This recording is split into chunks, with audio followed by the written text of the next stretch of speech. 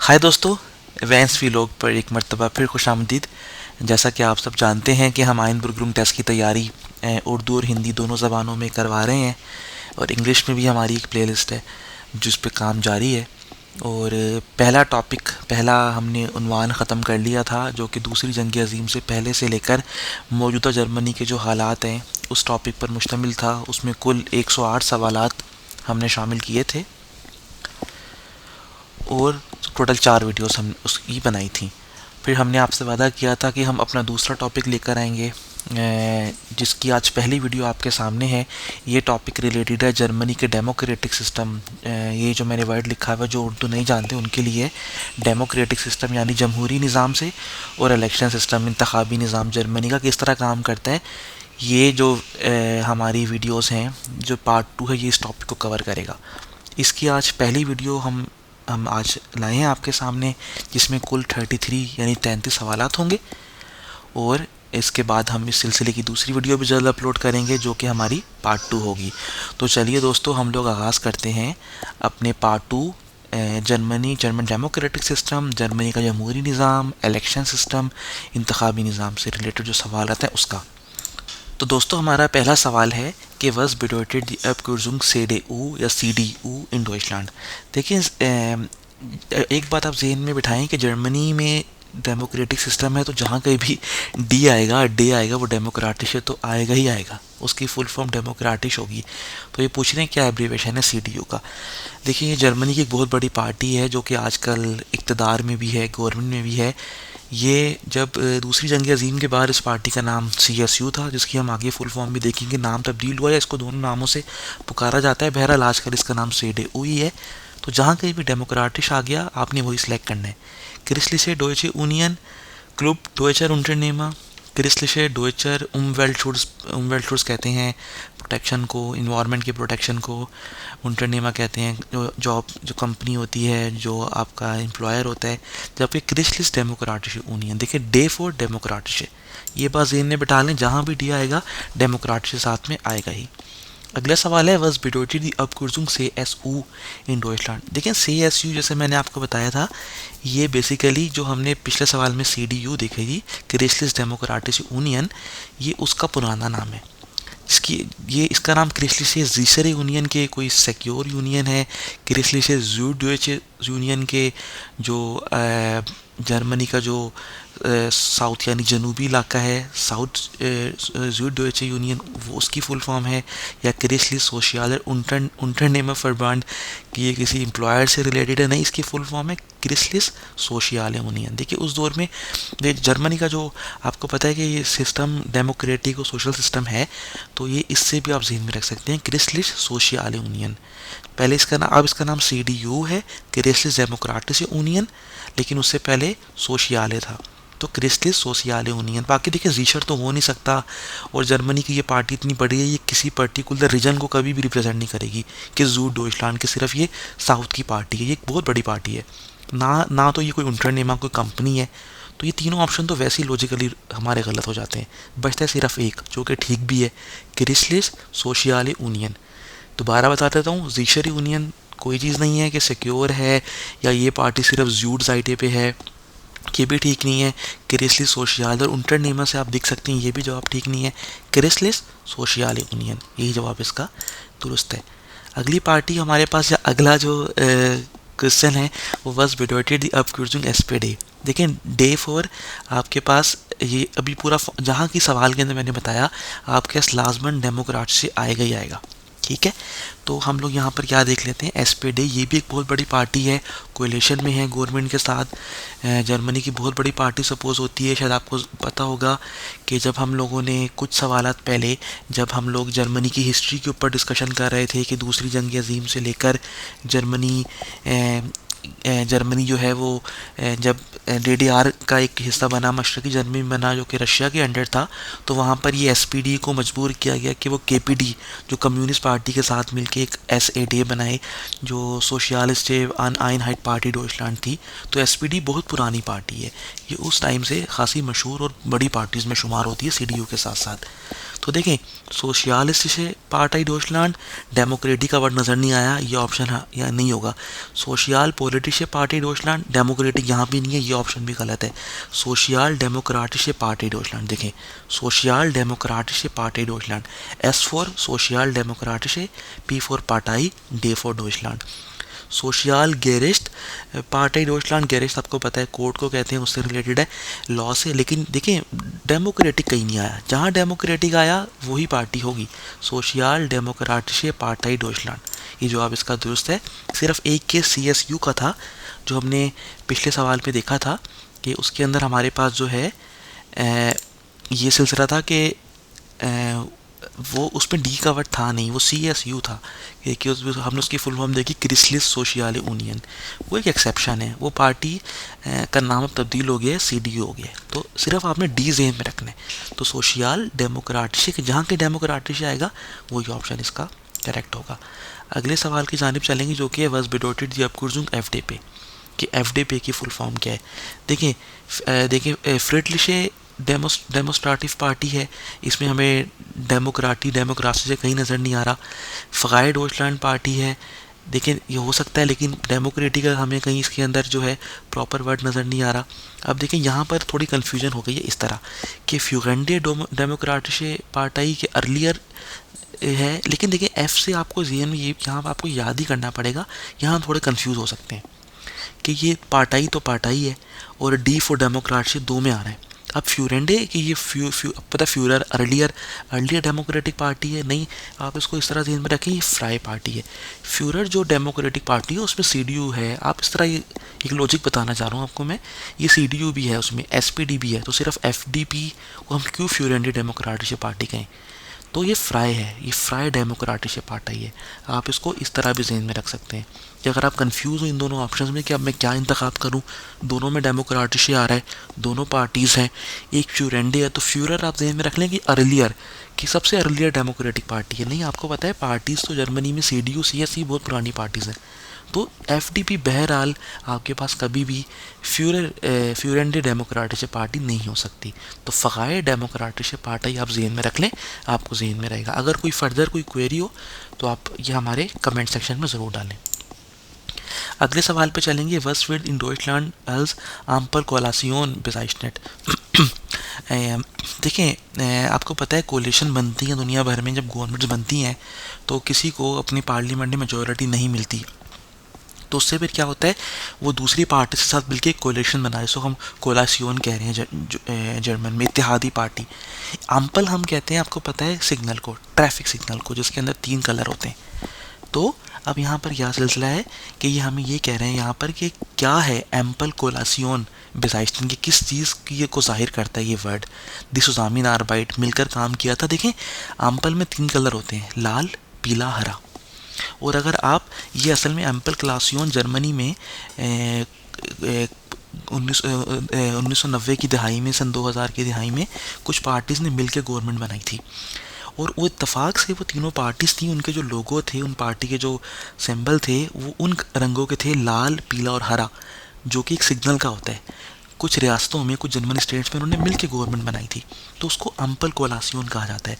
तो कह रहे हैं कि ये असल में एम्पल कोलासियोन क्या है, बुंदेसटाग का फ्रैक्शन।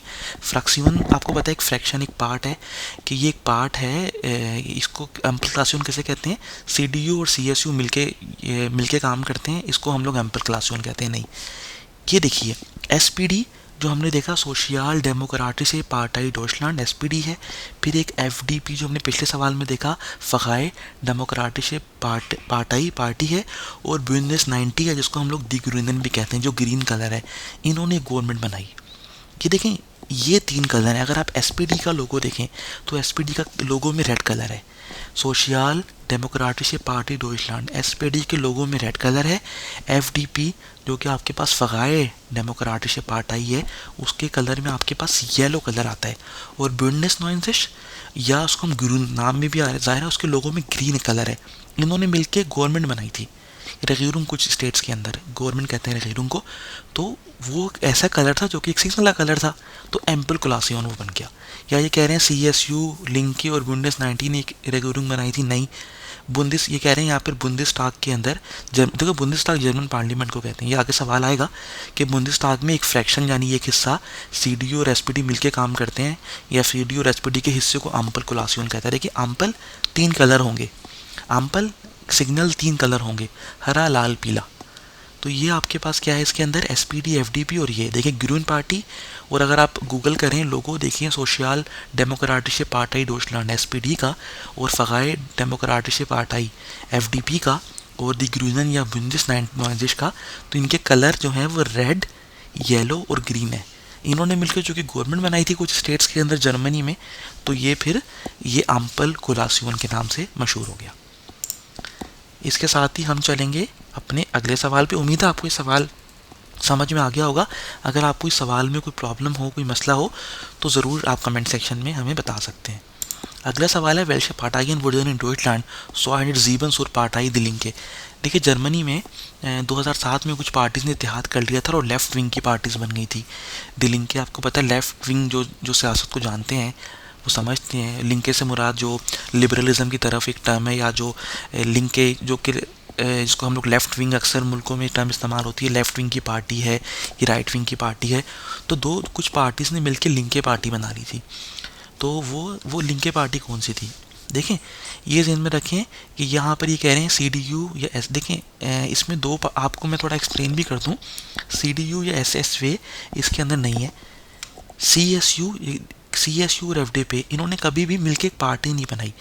एसपीडी ने भी सिर्फ रशिया के जोर में आके सेकेंड वर्ल्ड वॉर के बाद जो कम्युनिस्ट पार्टी केपीडी के साथ मिलकर अपनी हुकूमत गवर्नमेंट बनाई थी या पार्टी, वो उस वक्त। लेकिन वो ये ग्रीन पार्टी बात की है। इसमें जो ऑप्शन है वो देखें, जहाँ कहीं भी सीडीयू या एफपी आपके पास सीएसयू जो हमने देखा, हमारे पास जो क्रिसलिस डेमोक्रेटिक यूनियन है, या फिर ये सीएसयू उसका पुराना नाम है क्रिसलिस सोशल यूनियन या सोशल डेमोक्रेटिक पार्टी डॉइचलैंड, इन्होंने कभी भी मिलके कोई अपनी शनाख्त ख़त्म करके एक नई पार्टी नहीं बनाई।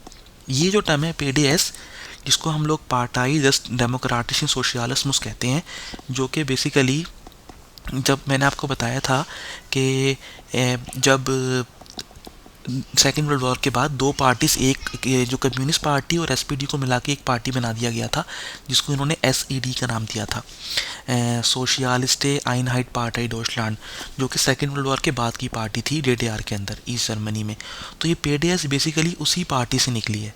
तो पीडीएस की फुल फॉर्म पार्टाई दस डेमोक्रेटिक सोशलिस्मस, ये वो पार्टी है। और डब्ल्यूएएसजी एक बाद की पार्टी है जो कि एसपीडी से अलग हुई थी, उनका एक अलग ब्लॉक बन गया था, उन्होंने अपनी पार्टी बना ली थी। इसका अगर मैं आपको फुल फॉर्म बताऊं तो ये वे फॉर वॉल कहते हैं इलेक्शन को, A for alternative, wall alternative आपके पास यहाँ पर, या डब्ल्यू से अगर आप देख लें फुल इस तरह देख लें, वॉल अल्टरनेटिव कहते हैं।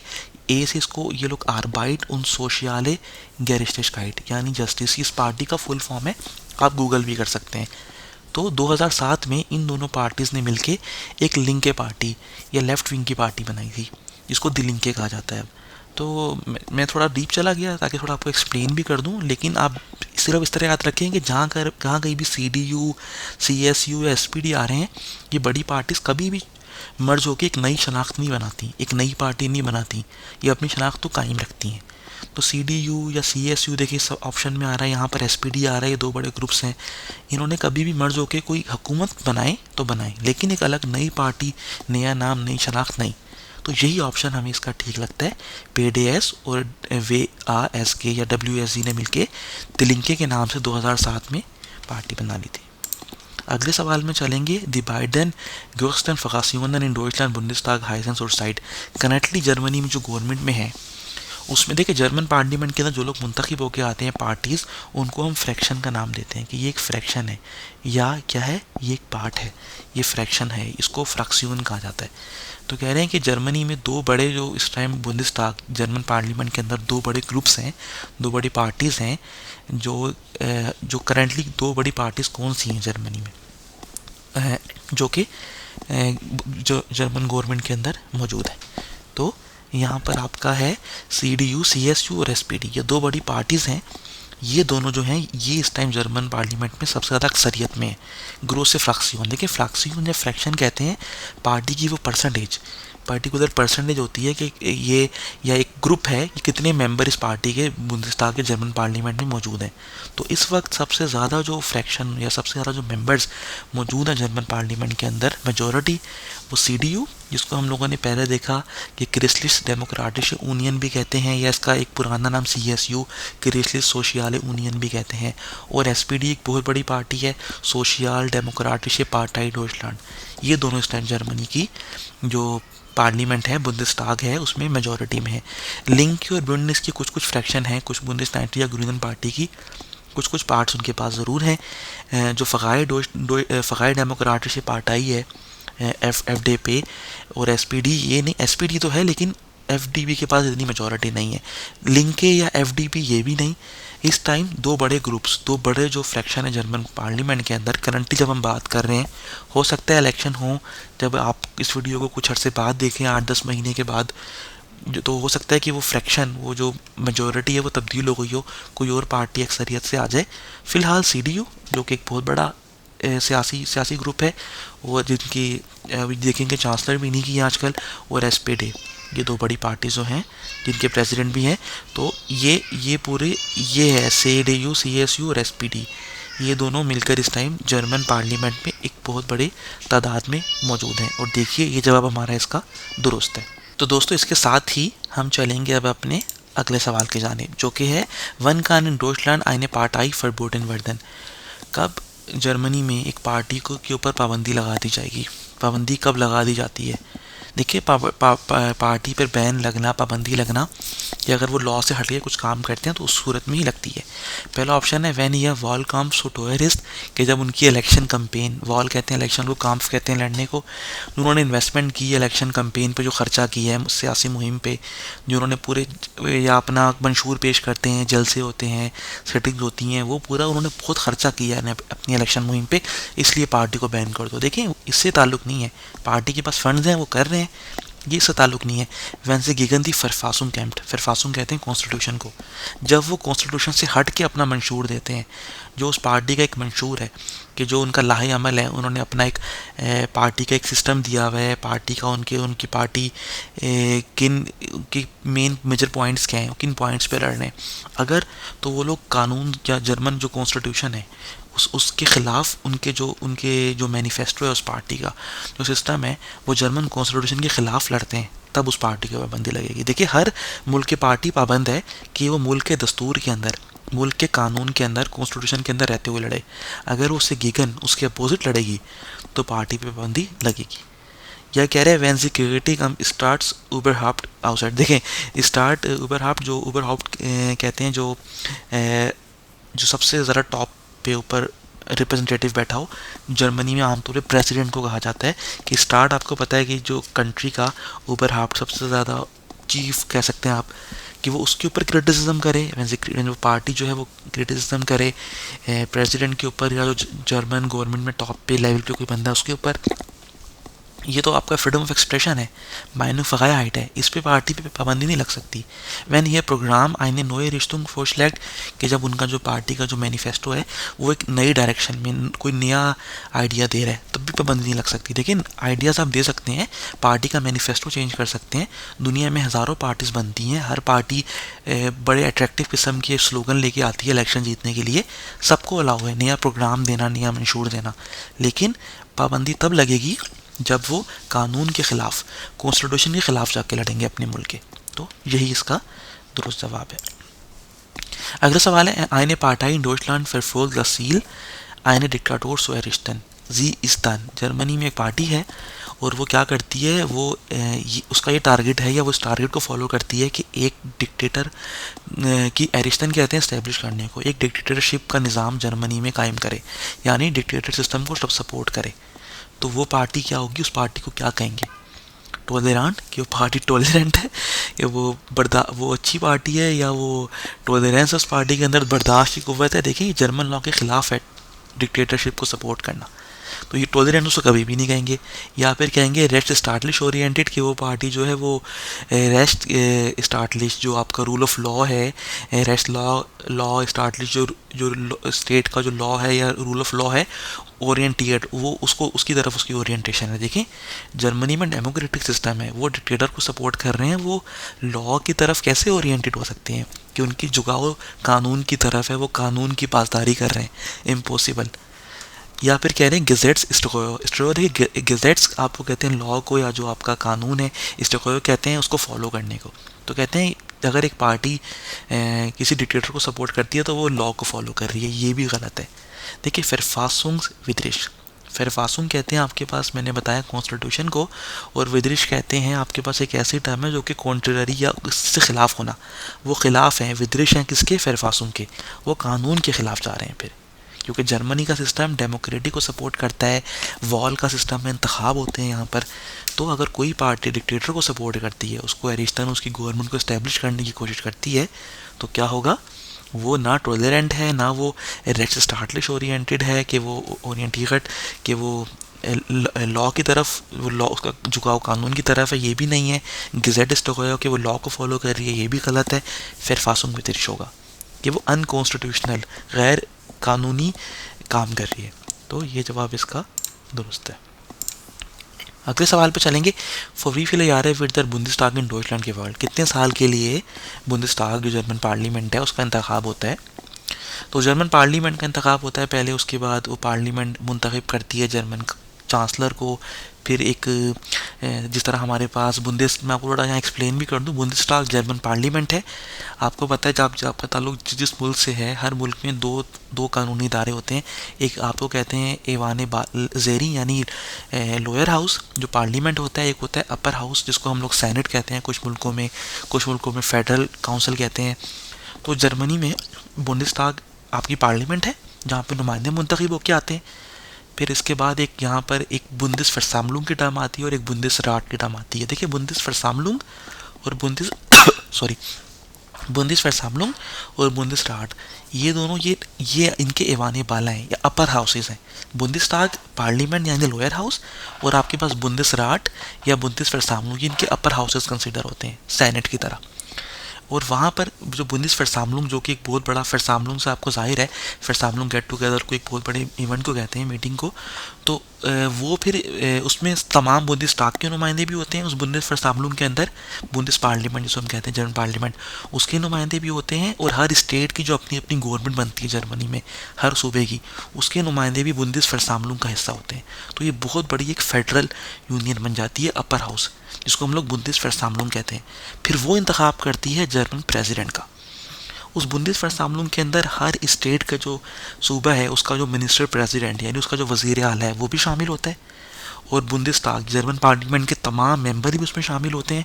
और इसके अलावा हर स्टेट से उनके चीफ मिनिस्टर के अलावा कुछ मेंबर जो जिनका एक फिगर है वो शामिल होते हैं। वो सब मिलकर बुंदेसवर्सामलुंग कहलाती है। फिर वो बैठती है और वो सदर का इंतखाब करती है। और बुंदेस्टाग जो जर्मन पार्लियामेंट है वो आपके चांसलर का इंतखाब करती है। और चांसलर जो है उसके बाद अपनी काबीना बनाता है, कैबिनेट बनाता है। और जो बुंदेसवर्सामलुंग है जो कि इनका अपर हाउस मैंने बताया, वो प्रेसिडेंट का इंतखाब करती है। और जो बुंदेसराट है वो भी बुंदेसराट मुश्तमिल होती है स्टेट में आपके जितने स्टेट के मिनिस्टर प्रेसिडेंट्स हैं उनके ऊपर। वो बेसिकली कानूनी तकाज़ों में मदद करती है। लेकिन बुंदेसवर्सामलुंग, आप ये तीनों नाम जहन में रख लें, हम आगे एक्सप्लेन भी करेंगे, मैंने कभी मौका है तो बता भी दूँ। तो जो बुंदेस्टाग है जो जर्मन पार्लियामेंट है वो 4 साल के लिए मुंतखब होती है। यानी जर्मन चांसलर भी जो कि बुंदेस पार्लियामेंट के इंतखाब के बाद मुंतखब होता है, वो भी 4 साल के लिए मुंतखब होता है। वालन इन डॉइचलैंड गिवन द पार्टाई, जर्मनी में इलेक्शन कौन जीतता है। देखें ये तो सिंपल है, इलेक्शन वही जीतेगा जो ज़्यादा वोट लेगा, ज़्यादा जो ज़्यादा जिसकी परसेंटेज होगी पार्लियामेंट के अंदर, जो ज़्यादा वोट लेगा, तो दी माइस्टन स्टीमन कहते हैं वोट्स को। तो कि जो सबसे ज़्यादा माइस्टन स्टीमन बिकॉम्ट वही इलेक्शन को जीतेगा। ये कह रहे हैं दी माइस्टन मैना उन मेर हाइटलिश gewählt haben, जो जिसने सबसे ज़्यादा मेर हाइटलिश मेजोरिटी ली है आदमियों से। देखें ये फेमिनिज्म का मसला हो सकता है यहाँ पर, ये ज़्यादा जिन्होंने जो पार्टी ज़्यादा मर्द हजरात से वोट लेगी वो जीतेगी। ये देखिए, ये तो बहरहाल एहतियात करें, ये जवाब तो नहीं हो सकता। दी माइस्टन स्टीमन बाइडन बाइडन इन बिकॉम ठाट के जो लोग काम करने वाले हैं, फीमेल वर्कर या जो मर्दों हजरात हैं, उनके वोट जिनको ज़्यादा पड़े वो पार्टी जीतती है। देखिए नहीं, अब कुछ लोग रेंटे हो गए, रिटायर हो गए, वो भी तो वोट देंगे। तो ये ऑप्शन भी गलत है। दी माइस्टन एस स्टीमन फॉर एन कांसलर कैंडिडेट या कांसलर कैंडिडेट हाल्टन हार्ट, कि जो अपने चांसलर के लिए सबसे ज़्यादा वोट लेगा वो जीतेगा। देखिए, चांसलर का इंतखाब बराह रास्त जर्मनी में नहीं होता।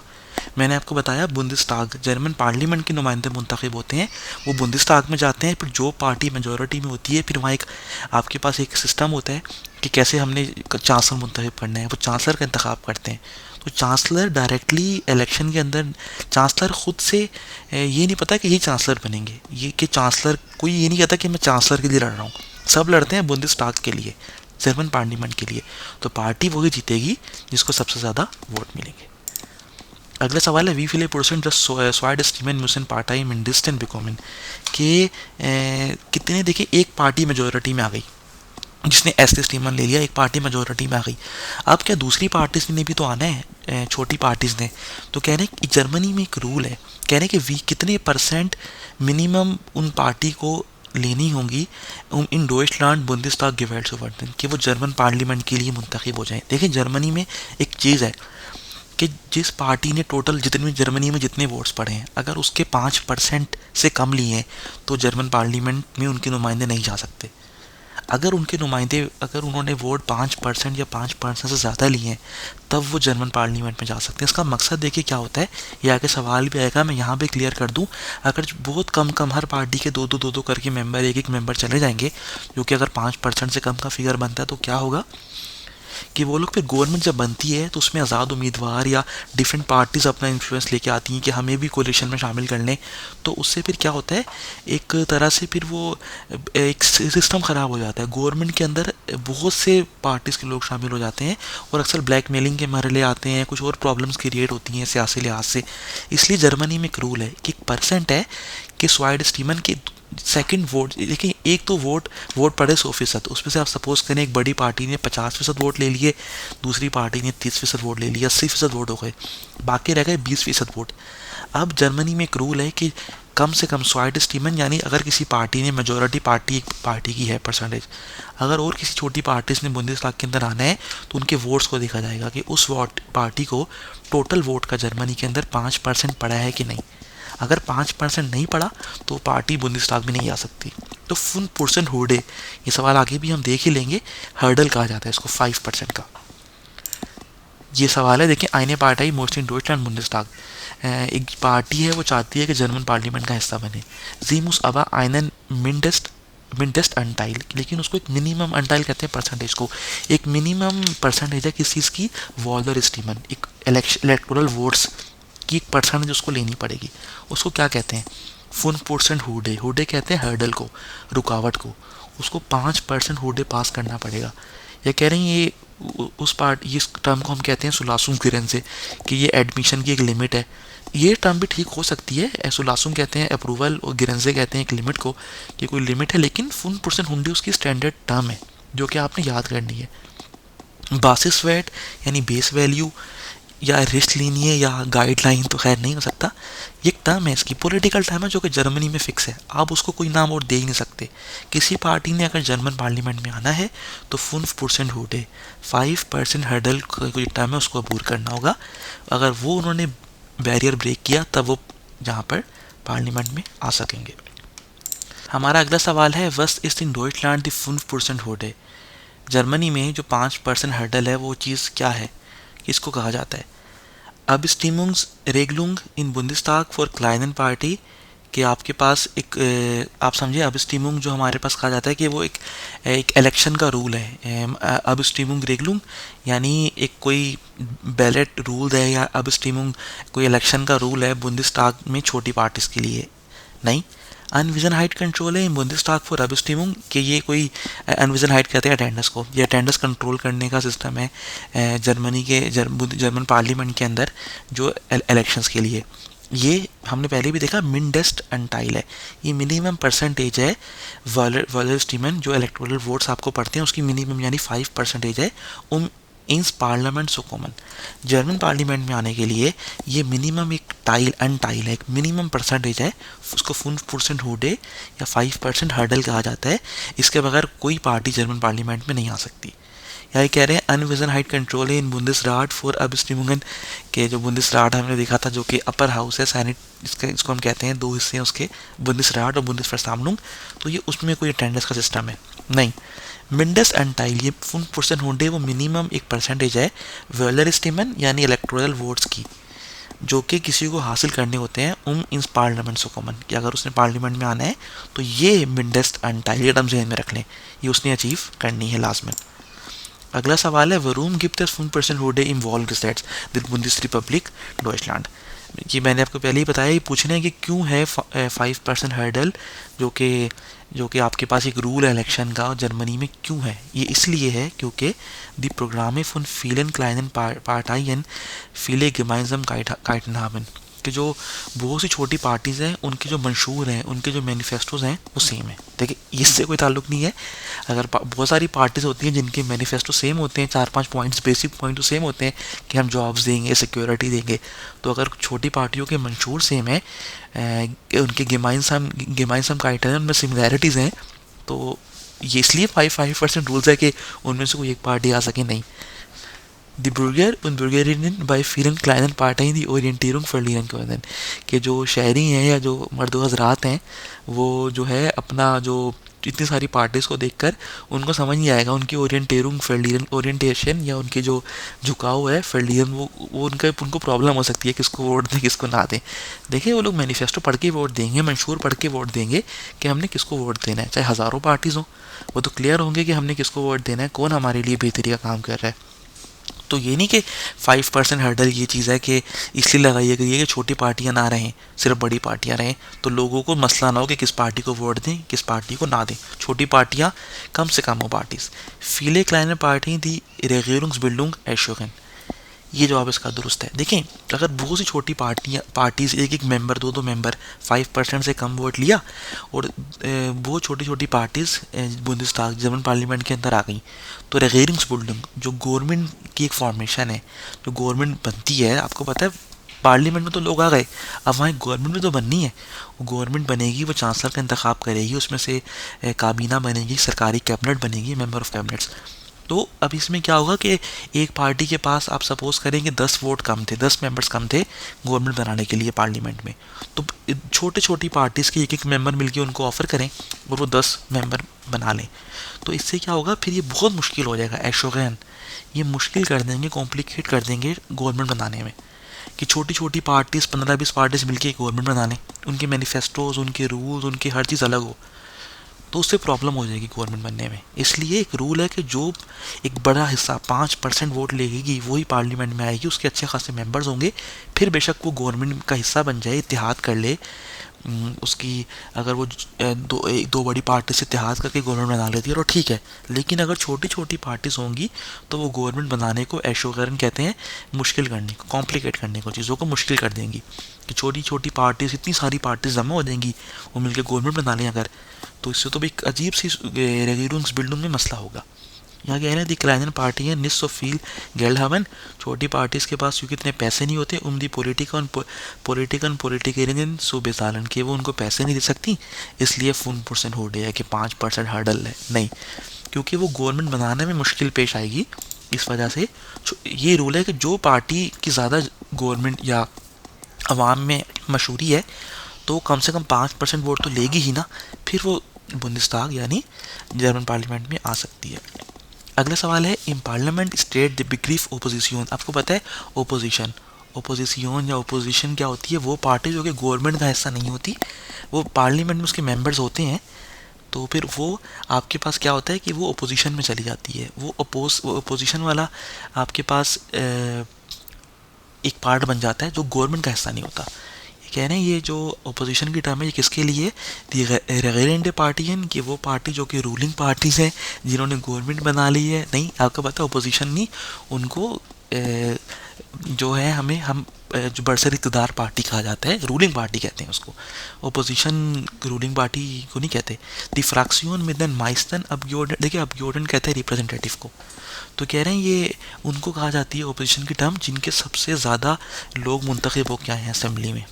दी फ्रैक्शन जो उनका जो हिस्सा है वो दी माइस्तन सबसे ज़्यादा है उनके रिप्रेजेंटेटिव का। ये जवाब भी दुरुस्त नहीं है।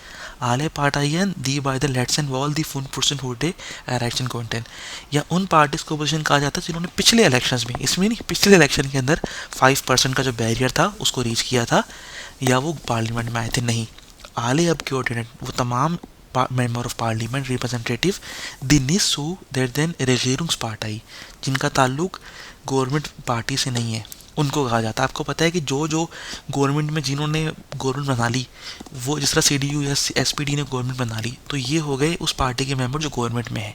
तो बाकी पार्टीज जो कि जिनका इत्तेहाद नहीं हुआ, कोलिशन नहीं हुआ, जो गवर्नमेंट में नहीं आई, तो उससे क्या होगा, वो फिर आपके पास वो कहलाती हैं जो कि रेगुलर पार्टी में नहीं आती, उनको हम अपोजिशन कहते हैं। नाम से जाहिर है आले अब वो तमाम नुमाइंदे दिनिस सो देर देन रेगुलर पार्टी जो गवर्नमेंट पार्टी में नहीं है, जो पार्टी बरसर इक़्तिदार है, जो रूलिंग पार्टी है, जो उसका हिस्सा नहीं है, उनको हम लोग कहते हैं अपोजिशन। ये कॉमन भी है, आपको अपोजिशन की टर्म तो वैसे ही काफ़ी लोगों को पता होगी जो सियासत में शोहफ रखते हैं। तो ये इसका आंसर है। अगला सवाल है दी सुजामिन आर्बाइट फोन पार्टाइंस और बिल्डुंग आइने रगेरुम नैंड मान इन डॉइचलैंड। जर्मनी में ही क्या पूरी दुनिया में पार्टी अगर मिलके काम करती हैं, मिलके गवर्नमेंट बनाती हैं, सुजामिन आर्बाइट मिलके दो पार्टीज़ ने गवर्नमेंट बनाई। अगर एक पार्टी को उतनी मेजोरिटी नहीं मिली जितनी रिक्वायरमेंट है गवर्नमेंट बनाने के लिए, तो आपने देखा होगा कोलिशन कर लेते हैं, इत्तेहाद कर लेते हैं गवर्नमेंट्स। तो उस टर्म को जर्मनी में क्या कहते हैं? आइनहाइट यूनिटी कहते हैं, नहीं कोलाइसियोन कहते हैं। कोलिशन जिसको हम इंग्लिश में कहते हैं कोलिसियोन, कि उन्होंने वो कर लिया, या वो कहते हैं उनको मिनिस्टेरियम कहते हैं कि वो कोई मिनिस्ट्री है। या फ्रैक्शन तो हमने एक टर्म देखी थी कि जो पार्टी जितनी परसेंटेज लेकर अपना पार्ट लेके आती है, हम कहते हैं इतने फ्रैक्शन में पार्लियामेंट में है, इसका इतना फ्रैक्शन है, इतना हिस्सा है पार्लियामेंट में, वो एक अलग टर्म है। लेकिन अगर पार्टी से मिलकर गवर्नमेंट बनाएंगी तो उसको हम लोग क्या कह देते हैं कि वो कोलिशन, यानी वो कोलिशन में है। अगला सवाल है वेयर बिशलीज इन डॉइचलैंड ein neues गेजेट्स। जर्मनी में जो कौन एक नया, अगर आपने लॉ लेके आना है, नया कानून लेके आता है, तो कौन उसको डिसाइड करता है या कौन बताता है कि नया कानून होगा? पार्लियामेंट का काम है। रेगेरुम के गवर्नमेंट का काम है, गवर्नमेंट तो खुद पार्लियामेंट का हिस्सा है ना। या ये कोर्ट का काम है या पुलिस का काम है? नहीं, ये पार्लियामेंट में वो रूल, आपको पता है जो भी नया लॉ होता है डेमोक्रेटिक सिस्टम में, वो पहले पार्लियामेंट में पेश होता है। वहाँ से वो लॉ आपके पास क्या होता है, फिर पास होता है, फिर वो जो आपका state of head of state होता है, जर्मनी में भी प्रेसिडेंट ही है जो कि स्टेट पूरे मुल्क का नुमाइंदा है, और फिर वो पहले आपके पास अपर हाउस में जाके अप्रूवल लेके प्रेसिडेंट उसके ऊपर फाइनल साइन कर देता है कि ये लॉ पास हो गया। तो लॉ जो डिटरमाइन करेगा या डिसाइड करेगा कि नया लॉ कब आना है, तो वो पार्लियामेंट का ही काम है, क्योंकि पार्लियामेंट के नुमाइंदे ही इसलिए होते हैं कि वो नए कानून के ऊपर बहस करें, डिस्कशन करें, नया लॉ पास करें, फिर वो अपर हाउस में जाके अप्रूव होता है, नॉर्मली जो एक फ़्लो है, फिर प्रेसिडेंट उसको साइन करके एक लॉ की शक्ल दे देता है। तो आपके पास ये 10 पार्लियामेंट इसका दुरुस्त ऑप्शन है। अगले सवाल की जानिब चलेंगे जो कि है कि वस साइड दिस इज बिल्ड। इस तस्वीर में आप क्या देख सकते हैं, जानते हैं ये हमारे पास जो जर्मन पार्लियामेंट की बिल्डिंग है बुंदेस्ताग बर्लिन में। यही कह रहे हैं बुंदिस verfassungsgericht के कोई फेडरल कोर्ट या सुप्रीम कोर्ट की बिल्डिंग कॉल्सरूए में ये वो है, या फिर बुंदिसराट जो कि मैंने आपको बताया था अपर हाउस जो होता है, ये उसकी बिल्डिंग है, या बुंदिस कांसलर आम्ट के जो जर्मन चांसलर हैं उनका जो ऑफिशियल ऑफिस है ये वो है। नहीं, ये अगर आप देख लें जहाँ पर लिखा हुआ है देम डोइचन फोल के, ये जो अवाम की बिल्डिंग है, अवाम का नुमाइंदे यहाँ बैठते हैं। वैसे भी आप ये ज़हन में रख लें, ये एक ही तस्वीर है गालिबन तमाम सवालों में, जो कि बुंदेस्ताग जर्मन पार्लियामेंट की बर्लिन में बैठने की जगह है।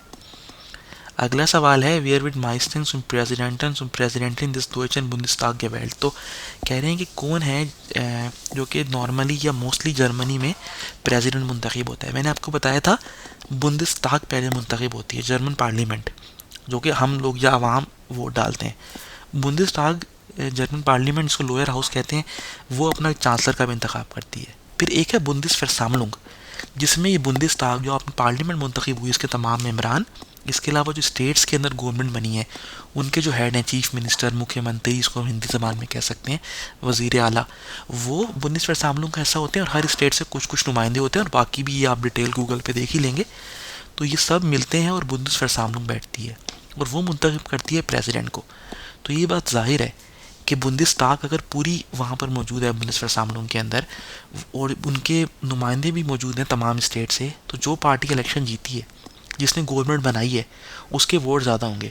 और जर्मनी में नॉर्मली जो प्रेसिडेंट का इंतखाब है ममालिक में, वो इलेक्टोरल वोट के तमाम नुमाइंदे वोट डालते हैं कि हमने इसको बनाना है प्रेसिडेंट। तो जो पार्टी इलेक्शन जीती हुई है, जो पार्टी ज़्यादा उसके नुमाइंदे हैं, ऑब्वियसली वही प्रेसिडेंट को वोट डालेंगे। तो उन्हीं का प्रेसिडेंट, जो प्रेसिडेंट वो मुंतखब करेंगे, उसी को होगा। ये आप अपने भी सियासी निज़ाम, आपका ताल्लुक जिस मुल्क से है, आप उस अगर मुल्क के सियासी निज़ाम को देखें, मोस्टली पाकिस्तान इंडिया के लोग हैं, वहाँ पर सदर का जो इंतखाब है वो उसी तरीके से होता है। तो यहाँ पर क्या है, कह रहे हैं कि किसको बनाया जाता है सदर, दी एल्डेस्ट अबयोर्डिनेट, जो सबसे बूढ़ा होता है पार्लियामेंट में, सबसे जो उम्र रसीदा है, सबसे ओल्ड हैं, उनको नहीं। The minister president, the minister presidency, the greatest Bundesland के सबसे बड़ी जो जर्मनी का सूबा है, उसका जो चीफ मिनिस्टर है, मिनिस्टर प्रेसिडेंट कहते हैं उसको, वज़ीर आला को। यह मैंने आपको बताया भी था पिछले सवालों में, जो पार्ट 1 में, कि उसको जर्मनी का सदर बनाते हैं। ये जवाब भी दुरुस्त नहीं है। आइन ehemalige बुंदेसकांसलर या ehemalige बुंदेसकांसलर, देखिए ehemalige कहते हैं फॉर्मर, कि जो एक पहले कभी चांसलर रहा हो जर्मनी का, उसको बनाते हैं प्रेसिडेंट, नहीं। आइनी अबगेordneter दे स्टैर्केस्ट इन फ्रैक्शन, जो सबसे बड़ा मजबूत जिनका फ्रैक्शन है, जो मेजॉरिटी में है पार्लियामेंट में, इनके सबसे ज़्यादा नुमाइंदे हैं बुंदेसवर्सामलुंग के अंदर, जो कि सदर का इंतखाब करती है, उन्हीं का सदर बनेगा। देखिए कॉमन सेंस की बात भी है कि बुंदेस्टाग के अंदर, बुंदेस पार्लियामेंट के अंदर, या सूबों की जो गवर्नमेंट्स हैं, उसी ने बनाई होगी पार्टी जिसने ज़्यादा वोट लिए होंगे। अब वही इंतखाब कर रही है प्रेसिडेंट का, तो ओबियसली जो गवर्नमेंट बनी है वो भी अपना एक प्रेसिडेंट का नुमाइंदा पेश करेगी, जो अपोजिशन है वो भी अपना एक प्रेसिडेंट का नुमाइंदा पेश करेगी। आप कहेंगे अब वोट्स पड़ेंगे, सीक्रेट जो है बैलेट पेपर होगा, उसमें वोटिंग होगी कि वोट डालें। तो ओपोजिशन तो पहले ही कम थी उनके मेंबर से पार्लियामेंट में, जो हुकूमत में थे, जो रेगेरुंग में थे, जिनका ज़्यादा स्टैर्केस्ट फ्रैक्शन था, जिनका ज़्यादा हिस्सा था पार्लियामेंट में, ऑब्वियसली उन्हीं का जो मुंतखब करदा बंदा होगा वही बनेगा प्रेसिडेंट। तो ये सिंपल सी आप यहाँ पर समझ सकते हैं कि अगर कोई फॉर्मर बुंदी चांसलर है उसको बना दिया जाए, या कोई सूबे का वज़ीर आला को बना दें, या सबसे जो उम्र रसीदा या सबसे ओल्ड जो रिप्रेजेंटेटिव है जर्मन पार्लियामेंट का, उसको बना दें, ये जवाब दुरुस्त नहीं है। जिस पार्टी का सबसे ज़्यादा फ्रैक्शन होगा, हिस्सा होगा, वही पार्टी का जो मुंतखब करदा बंदा है, उसी पार्टी से वो प्रेसिडेंट बनेगा। अगला सवाल है, वेयर एनेरेट इन डॉइटलैंड द मिनिस्टर इन द बुंदेसरेगेरुंग। तो ये कह रहे हैं कि कौन अपॉइंट कर, देखिए सबसे इंपॉर्टेंट टर्म है इसके अंदर एर्नेगन। एर्नेगन एक वर्ब है अपॉइंट करने का या नॉमिनेट करने का। तो जर्मनी में जो मिनिस्टर्स होते हैं कैबिनेट के, बुंदेसरेगेरुंग के, जर्मन गवर्नमेंट के जो मिनिस्टर या मिनिस्टर हैं, उनको कौन अपॉइंट करता है। देखिए तरीका इसमें क्या होता है, बुंदेस्टाग जो जर्मन पार्लियामेंट है वो चांसलर का इंतखाब करती है, उसके बाद चांसलर अपनी कैबिनेट तश्कील करता है, और कैबिनेट बनाने के बाद उसकी फाइनल अप्रूवल के लिए, अपॉइंटमेंट के लिए, वो प्रेसिडेंट के पास से परमिशन मिलती है उनको। तो प्रेसिडेंट ही वो बंदा है जो कि फाइनल, जो कि अपॉइंट करता है, फाइनल अपॉइंटमेंट देता है मिनिस्टर्स की या मिनिस्टर की। देखिए जो मिनिस्टर जो अपनी कैबिनेट चूज़ करनी है वो चांसलर या चांसलरिंग जो भी है, काउंसलर उसने करनी है, और वो जिन्होंने अपने मिनिस्टर मुंतखब कर लिए, फिर वो एक लिस्ट बनेगी जो कि प्रेसिडेंट के पास आएगी। तो ये देखें, कह रहे कौन कौन अपॉइंट करता है जर्मनी के गवर्नमेंट के मिनिस्टर या मिनिस्टर्स को। दे प्रेसिडेंट एंड बुंदेसवर्फासुंग गेरिश्ट की जो फेडरल कोर्ट है, गेरिश्ट कोर्ट को कहते हैं, फेरफासुंग जो कॉन्स्टिट्यूशनल कोर्ट है, जो वो उसका प्रेसिडेंट नहीं, बुंदेस प्रेसिडेंट जो जर्मनी का प्रेसिडेंट है, या कोई प्रेसिडेंट खातून है, वो क्या करेंगे, अपॉइंट करेगी। फाइनल अपॉइंटमेंट उन्हीं की होगी मिनिस्टर्स और मिनिस्टर्स के लिए। बुंदेसराट प्रेसिडेंट की, बुंदेसराट मैंने आपको बताया था कि ये एक तरह से फेडरल असेंबली है जो कि अपर हाउस है, उसका प्रेसिडेंट, या बुंदेस्टाग प्रेसिडेंट, या बुंदेस्टाग देखें जो जर्मन पार्लियामेंट का, जिसको मैं स्पीकर भी कहते हैं, जर्मन पार्लियामेंट को जो लीड कर रहा है, या प्रेसिडेंट बुंदेस्टाग प्रेसिडेंट जो है, जो लीडिंग पार्टी का है, तो वो जो है मुंतखब करता है। ये जवाब दुरुस्त नहीं है। जो मिनिस्टर्स हैं जर्मन गवर्नमेंट के, वो चांसलर उनको फाइनल करेगा, लेकिन उनकी फाइनल अपॉइंटमेंट बुंदेस प्रेसिडेंट देगा। जो बुंदेस प्रेसिडेंट है आपके पास, वही उसकी फाइनल अपॉइंटमेंट देगा। और ये जवाब देखिए हमारा इसका दुरुस्त है। तो दोस्तों इसके साथ ही हम चलेंगे अपने अगले सवाल के जानिब। बस आपने यहाँ पर ये वर्ब ज़रूर जेहन में रखना है, एर्नेगन यानी अपॉइंट करने को, नॉमिनेट करने को या सेलेक्ट करने को कहा जाता है। हमारा अगला सवाल है, एस गिवन निस so then aufgaben des deutschen Bundestages। German parliament का बुंदेस्टाग जो है, उसका इनमें से कौन सा काम नहीं है? इन्होंने पहला बताया हुआ गेजेट्स सो एंटwerfen कि वो ड्राफ्टिंग करते हैं, कानून बनाते हैं, ये तो उनका काम है। द बुंदेसregierung zu kontrollieren कि वो जर्मन गवर्नमेंट को कंट्रोल करते हैं, ये तो उनका काम है। आपको पता ही है, तो बुनियादी कामों में से एक है जर्मन पार्लियामेंट का कि गवर्नमेंट तो बुंदेस्टाग के अंदर ही बनती है।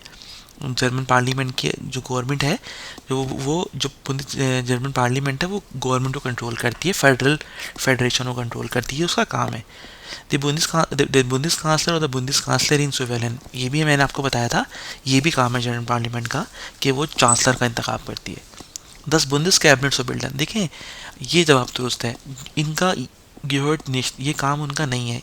कौन सा नहीं है? बुंदेस कैबिनेट, जो कैबिनेट बनाना, जो जर्मन कैबिनेट है, मिनिस्टर्स को सिलेक्ट करना अपने लिए, ये चांसलर करता है। हमने पहले भी देखा कि चांसलर का काम होता है कि जो चांसलर है उनका ये काम है कि वो कैबिनेट अपने मिनिस्टर खुद सिलेक्ट कर लें अपने मेंबर ऑफ पार्लियामेंट्स में से, और उनकी एक लिस्ट बना लें, फिर उनका अप्रूवल ले लें अपर हाउस से और प्रेसिडेंट से। तो ये काम बुंदेस्टाग का नहीं है। पार्लियामेंट नुमाइंदे वो मिनिस्टर मुंतखब नहीं करती कि ये मिनिस्टर इस चीज़ का, इसको वोट दो, ये मिनिस्टर इस चीज़ का है। जो बुंदेस कैबिनेट है, उसकी जो बनाने का काम है, वो काम चांसलर का होगा। ये जवाब हमारा इसका दुरुस्त है। अगला सवाल है, द डोचे बुंदेस president Gustav Heinemann gibt Helmut Schmidt 1974 die Ernennungsurkunde zum deutschen Bundeskanzler कि जो जर्मन प्रेसिडेंट है गुस्ताव हाइनेमैन, ये Ernennungsurkunde यानी सर्टिफिकेट ऑफ अपॉइंटमेंट दे रहे हैं हेलमुट श्मिट को कि वो बुंदेस कांसलर बन गए ऑफिशियली। और ये पूछते हैं was gehört so den Aufgaben der deutschen Bundespräsident या बुंदेसप्रेसिडेंटिन, क्या काम है बुंदेस प्रेसिडेंट का? देखें यहाँ पर क्या है, मैं आपको एक मज़े की बात बताऊँ। जब बुंदेस्टाग जर्मन पार्लियामेंट का इंतखाब होता है 4 साल के लिए, यानी चांसलर बनता है 4 साल के लिए, और प्रेसिडेंट बनता है 5 साल के लिए। तो जब बुंदेस्टाग का साल ख़त्म होने लगते हैं 4, तो प्रेसिडेंट मौजूद होता है वहाँ पर।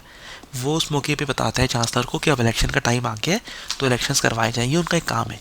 तो एक तारीखी तस्वीर उन्होंने बताई हुई है कि हेलमुट श्मिट जो है वो मुंतखब हुए हैं जर्मन चांसलर, और उनको गुस्ताव हाइनेमैन जो उस टाइम प्रेसिडेंट थे, वो बता रहे, उनको एर्नेनुंग्सुरकुंडे दे रहे हैं कि आप की ऑफिशियल अपॉइंटमेंट से चांसलर मैं अप्रूव कर रहा हूँ, ये उनकी जिम्मेदारी है क्योंकि वो स्टेट के नुमाइंदे हैं।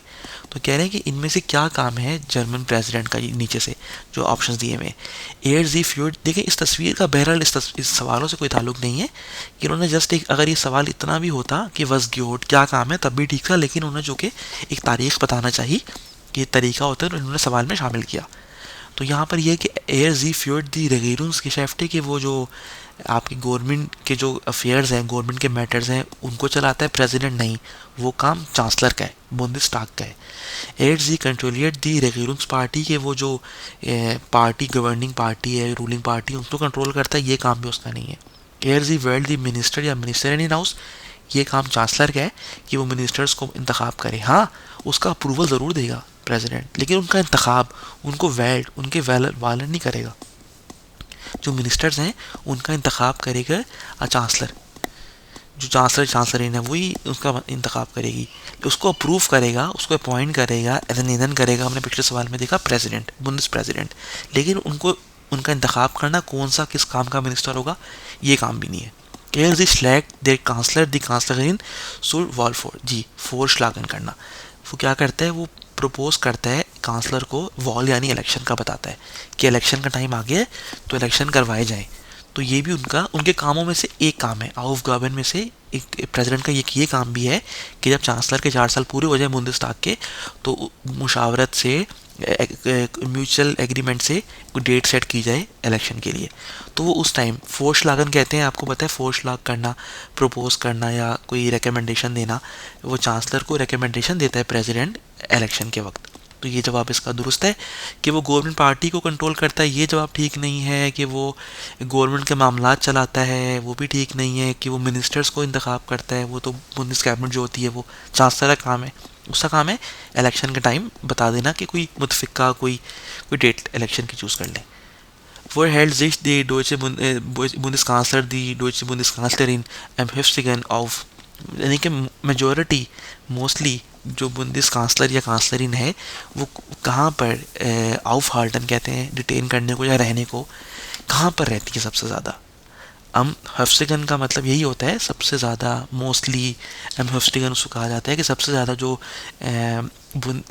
भी चांसलर है, चांसलर जो मुंतखब हुए हैं उनकी रिहाइश कहाँ पर होती है।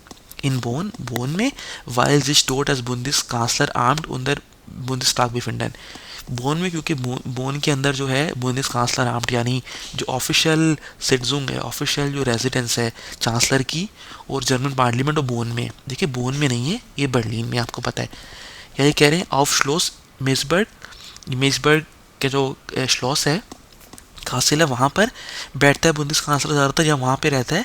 देम गेस्ट हाउस देर बुंदिस तगीरुम स्टार्ट्स गेस्ट है सो एम्फेंगन। देखें ये शायद पता हो, अगर आप उसको गूगल भी कर लें, श्लोस मेजेबर्ग से का एक ऑफिशियल गेस्ट हाउस है गवर्नमेंट का, जहाँ पे तमाम जो ममालिक से गेस्ट वगैरह आते हैं, मिनिस्टर्स आते हैं या स्टेट डिफरेंट स्टेट्स के या ममालिक के लोग आते हैं, हेड्स आते हैं, वो वहाँ पे ठहरते हैं, वहाँ पे गेस्ट हाउस है।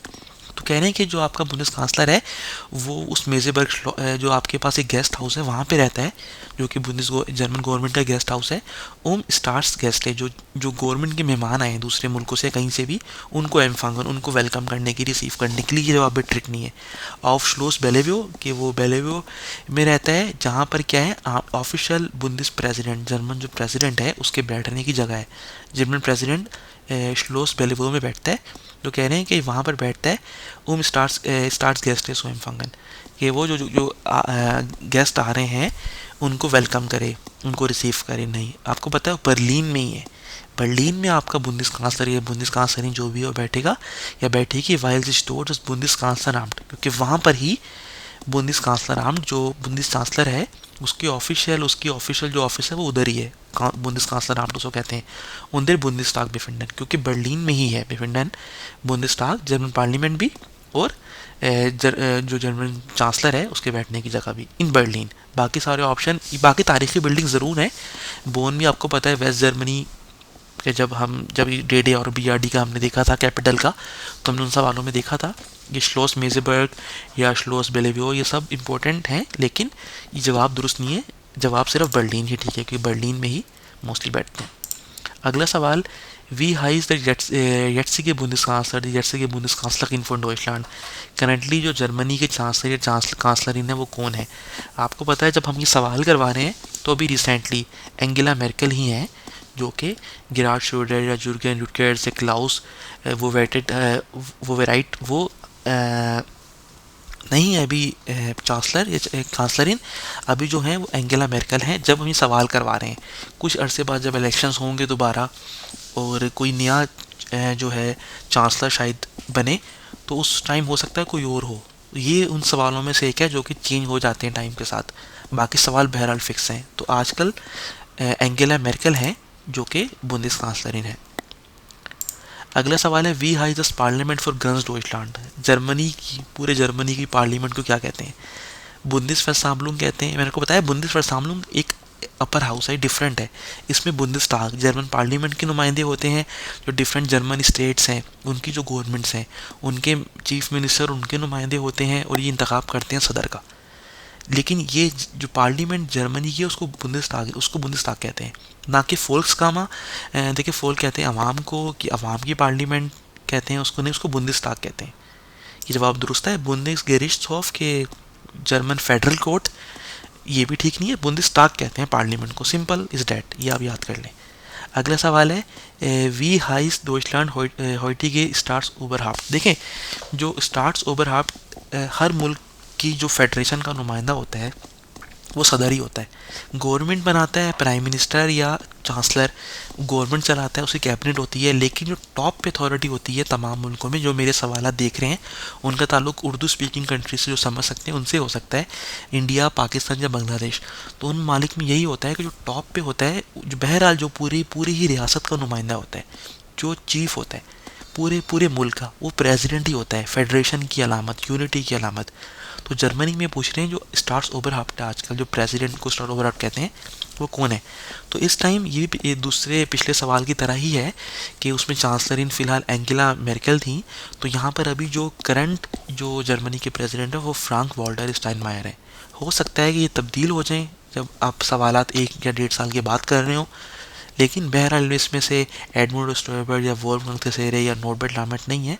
फ्रांक वाल्टर स्टाइनमायर अभी करंट जर्मनी के स्टार्स ओबरहाफ्ट या चीफ हैं, जो कि फेडरेशन की अलामत हैं या प्रेसिडेंट भी कहते हैं उनको। अगला सवाल है हमारा, वेयर वेल्ड द बुंदेस कांसलर द बुंदेस कांसलर इन डॉइचलैंड। जर्मन चांसलर को कौन मुंतखब करता है। मैंने पहले ही बता दिया, चांसलर को जर्मन पार्लियामेंट, जिसको हम बुंदेसटाग भी कहते हैं, वही मुंतखब करती है। बुंदेसराट नहीं करती, ये कानून पास करने के लिए होती है। बुंदेसवर्सामलुंग जो है ये इस प्रेसिडेंट का इंतखाब करती है। अवाम जो है नुमाइंदों का इंतखाब करती है बुंदेसटाग के, जो जर्मन पार्लियामेंट में नुमाइंदे जाएंगे। अब नुमाइंदे जाके चांसलर को मुंतखब करेंगे, ये काम अवाम का नहीं है, अवाम का सिर्फ नुमाइंदे मुंतखब करने। तो बुंदेसटाग ही वो ऑफिशियल इदारा है जो कि बुंदेस कांसलर या कांसलर को मुंतखब करते हैं। वेयर लाइटेड 10 डोइचे बुंदेस कैबिनेट, ये तो हमने देख लिया था कि जो जर्मन कैबिनेट है, जो ऑफिशियल फेडरल कैबिनेट है, जो इनका जो जिनमें मिनिस्टर शामिल होते हैं सारे, वफाकी काबीना कहते हैं उर्दू में, वो कौन लीड करता है, वो चांसलर। बुंदेसटाग प्रेसिडेंट की जर्मन पार्लियामेंट का जो स्पीकर है या हेड है वो, या जर्मन प्रेसिडेंट करता है नहीं, या बुंदेसराट जो इनका अपर हाउस का जो हेड है वो करता है नहीं, बुंदेस कांसलर। ये काम ही चांसलर का है कि वो बुंदेस कैबिनेट जो फेडरल कैबिनेट है उसको लीड करना, वो उनको मुंतखब भी वही करते हैं और फाइनल अप्रूवल अगर से प्रेसिडेंट से लेते हैं, लेकिन नुमाइंदों को मुंतखब करना मिनिस्टर्स को ये काम है चांसलर का, और बनने के बाद उनको लीड करना, उनकी मीटिंग्स बुलवाना, ये सारा उनका काम है। अगला सवाल है, वेयर वेल्ट द डोइचे बुंदेस कांसलर द बुंदेस कांसलर इन। ये दोबारा एक सवाल वही आ गया कि जर्मन चांसलर, ये सवाल काफ़ी रिपीट भी होते हैं कि कौन जर्मन चांसलर को मुंतखब करता है। अवाम फरसामलुंग बुंदेसटाग, ये हमने पहले भी देखा कि जर्मन गवर्नमेंट तो बनती चांसलर से, वो तो कर ही नहीं सकती ना। बुंदेस फरसामलुंग ये प्रेसिडेंट का इंतखाब करती है, अवाम भी नहीं करती, अवाम का काम नुमाइंदों को मुंतखब करना होता है। तो बुंदेसटाग ही है, जर्मन पार्लियामेंट ही है ये। अगले सवाल है हमारे पास, वेल्शे हाउप्टअफगावे der deutsche Bundespräsident दी deutsche Bundespräsidentin। सबसे हाउप्टअफगावे मेजर काम क्या है जर्मन प्रेसिडेंट का। रेगिएट दसलैंड कि वो कंट्री को चलाता है नहीं, कंट्री को चलाते हैं बुंदेसटाग प्रेसिडेंट जो है, जो बुंदेसटाग जो जर्मन पार्लियामेंट है, चांसलर है, उनकी कैबिनेट है, वो मुल्क को चलाते हैं। या जो स्टेट्स की कैबिनेट्स है, मिनिस्टर प्रेसिडेंट है, स्टेट के हेड्स, वो सदर का काम नहीं है। एंड विफ्ट दी गज़ेट से कि वो लॉ को ड्राफ्ट करते हैं, ये काम भी बुंदेसटाग और बुंदेसराट का है, ये काम भी इनका नहीं है। रिप्रेजेंटेट दसलैंड, असल जो सदर है वो रियासत का, उस मुल्क का नुमाइंदा होता है।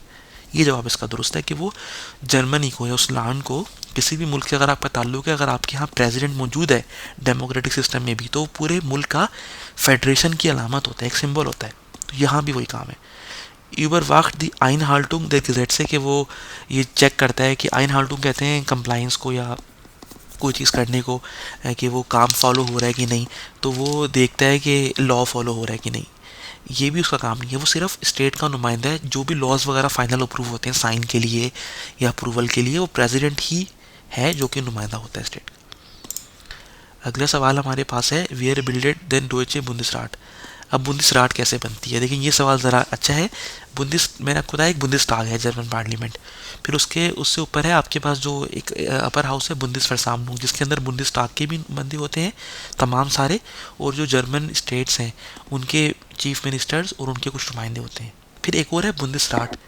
बुंदेसराट के अंदर जो चीफ मिनिस्टर्स हैं, जो आपकी स्टेट्स के जो रिप्रेजेंटेटिव हैं सिर्फ वही होते हैं। देखिए ये कह रहे हैं अब की बुंदिस्ताग, देखिए बुंदिस्ताग के जो रिप्रेजेंटेटिव हैं वो बुंदिसराट में नहीं होते, वो बुंदिसवर्सामलुंग में होते हैं, ये आप नोट कर लें। दे मिनिस्टर उन मिनिस्टरिन देर बुंदिसरेगेरुंग, जर्मन गवर्नमेंट के जो मिनिस्टर या मिनिस्टर्स हैं ये भी तो बुंदिस्ताग का हिस्सा ही होंगे, वहीं से बनते हैं, कि वो बुंदिसराट में होते हैं, वो भी नहीं होते। दी रेगेरुंग्स फेडरेटर दी बुंदिसलैंड है, जो जर्मन स्टेट्स हैं उनके रेगेरुंग गवर्नमेंट के फेडरेटर कहते हैं रिप्रेजेंटेटिव को, जो उनके रिप्रेजेंटेटिव हैं, जो स्टेट्स की गवर्नमेंट बनी हुई है उनका जो रिप्रेजेंटेटिव है, उनका जो चीफ मिनिस्टर है, तो वो बुंदिसराट बनाते हैं, ना कि आपके पास जर्मन पार्लियामेंट के जो नुमाइंदे हैं वो, या जो मिनिस्टर्स वगैरह हैं जर्मन गवर्नमेंट के, वो बुंदिसराट का हिस्सा होते हैं, या आपके पास पार्टाई मिटग्रेड के डिफरेंट पार्टी के जो मेंबर्स हैं वो बुंदिसराट बनाते हैं। ये जवाब भी दुरुस्त नहीं है। बुंदिसराट है आपके पास जो कि डिफरेंट स्टेट्स के जो फेडरेटर हैं, जो आपके पास नुमाइंदे रिप्रेजेंटेटिव हैं, चीफ मिनिस्टर हैं, वो बुंदिसराट बनाते हैं। अगला सवाल, वेयर वर्ल्ड इन डॉइटलैंड देन बुंदिस प्रेसिडेंट या बुंदिस प्रेसिडेंट। देखें ये सवाल हमने पहले भी अगरचे नहीं किया, लेकिन मैंने आपको बताया था कि जर्मन प्रेसिडेंट, बुंदिस प्रेसिडेंट का इंतखाब कौन करता है, बुंदिसवर्सामलुंग। और बुंदिसवर्सामलुंग क्या है, ये एक मिक्सर है, कॉम्बिनेशन है बुंदिस्ताग के सारे लोग, जर्मन पार्लियामेंट के लोग, इसके अलावा जो जर्मन स्टेट गवर्नमेंट्स हैं उनके हेड्स और उनके कुछ परसेंटेज के नुमाइंदे इसमें होते हैं, वो मुंतखब करते हैं बुंदिसवर्सामलुंग को। बुंदिसराट नहीं करती, इसका काम लॉ से रिलेटेड है। बुंदिस पार्लियामेंट जो है बुंदिस्ताग जिसको कहते हैं, वो चांसलर का इंतखाब करती है, या बुंदिक फरफासुंग गेरिश्त, ये भी ये फेडरल आपके पास फेडरल कोर्ट है, ये भी इंतखाब नहीं करती। बुंदिसवर्सामलुंग की वो टर्म है जो कि मुंतखब करती है प्रेसिडेंट को। तो दोस्तों ये जवाब हमारा दुरुस्त है। और इसके साथ ही हमारी पहली वीडियो जो कि जर्मन डेमोक्रेटिक सिस्टम यानी जमहूरी निज़ाम और जर्मनी का इलेक्टोरल सिस्टम यानी इलेक्शन सिस्टम के हवाले से था, वो हमने आज उसकी पहली वीडियो पूरी कर ली है। अगर आपको हमारी वीडियो में कोई डाउट है, कोई क्वेश्चन है, तो वो कमेंट सेक्शन में डालें। और अगर आपको हमारी वीडियो आपने देखी और आपको पसंद आई है तो उसको ज़रूर लाइक करें, हमारे चैनल को सब्सक्राइब करना ना भूलें। सब्सक्राइब ज़रूर करें, हमें सपोर्ट करें इस कॉज में कि हमारी वीडियो ज़्यादा लोगों तक पहुँचे। वो आप इस तरह कर सकते हैं कि हमारी वीडियो को लाइक ज़रूर करें और अपने फ्रेंड सर्कल्स में शेयर भी करें। तो दोस्तों आज तक के लिए इतना ही। अब अगली वीडियो में हम आएंगे और हम इस पार्ट 2 जो हम कर रहे हैं German democratic system and electoral system, उसकी दूसरी वीडियो के साथ हम आएंगे। दोस्तों तब तक के लिए अपना बहुत ख्याल रखें। बाय।